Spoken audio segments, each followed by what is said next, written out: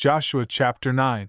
And it happened that when all the kings on this side of the Jordan, in the hills, in the valleys, and along the entire coastline of the great sea toward Lebanon, the Hittite, Amorite, Canaanite, Perizzite, Hivite, and Jebusite, heard about this, they gathered together to fight against Joshua and Israel with united determination.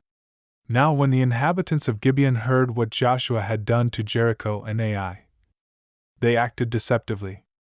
They went and pretended to be ambassadors.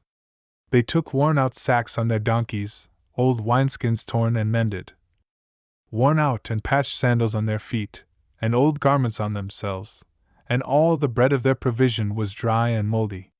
They went to Joshua, to the camp at Gilgal, and said to him and to the men of Israel, "We have come from a far country, now therefore, make a covenant with us."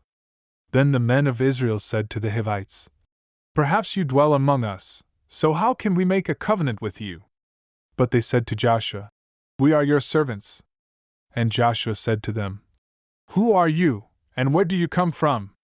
So they said to him, "From a very far country your servants have come, because of the name of the Lord your God, for we have heard of his fame, and all that he did in Egypt, and all that he did to the 2 kings of the Amorites who were beyond the Jordan, to Sihon king of Heshbon, and Og king of Bashan, who was at Ashtaroth. Therefore our elders and all the inhabitants of our country spoke to us, saying, Take provisions with you for the journey, and go to meet them, and say to them, We are your servants, now therefore, make a covenant with us. This bread of ours we took hot for our provision from our houses on the day we departed to come to you. But now look, it is dry and moldy.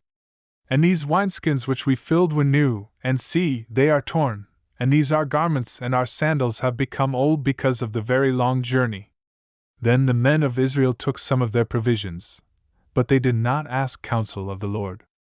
So Joshua made peace with them, and made a covenant with them to let them live, and the rulers of the congregation swore to them. And it happened, at the end of 3 days, after they had made a covenant with them, that they heard that they were their neighbors who dwelt near them. Then the children of Israel journeyed and came to their cities on the 3rd day. Now their cities were Gibeon, Chephirah, Beeroth, and Kirjath Jearim. But the children of Israel did not attack them, because the rulers of the congregation had sworn to them by the Lord God of Israel. And all the congregation complained against the rulers. Then all the rulers said to all the congregation, We have sworn to them by the Lord God of Israel, now therefore, we may not touch them. This we will do to them, we will let them live, lest wrath be upon us because of the oath which we swore to them.